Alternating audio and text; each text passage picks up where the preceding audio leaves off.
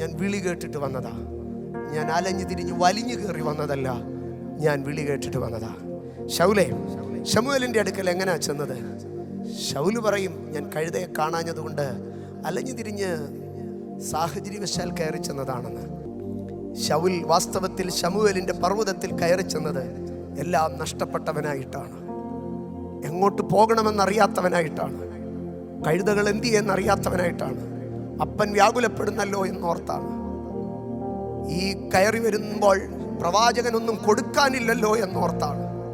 എല്ലാം ശൂന്യമായി വിടുകയ്യനായിട്ട് കയറി വന്ന ശൗലിനെ ദൈവം ശമൂവേലിൻ്റെ അടുക്കൽ പറഞ്ഞു, he is the chief guest, he is the VIP. ഇന്ന് അവനാണ് ചീഫ് ഗസ്റ്റ്, ഇന്ന് അവനാണ് VIP. ഇന്ന് എന്നെ കേൾക്കുന്ന എൻ്റെ ദൈവ പൈതലേ, ജീവിതത്തിലെല്ലാം നഷ്ടപ്പെട്ടു എന്ന് തോന്നുന്ന ദൈവത്തിൻ്റെ സന്നിധിയിൽ വരുമ്പോൾ അന്ന് ദൈവത്തിൻ്റെ സന്നിധിയിലെ ചീഫ് ഗസ്റ്റ് നീയാണ്.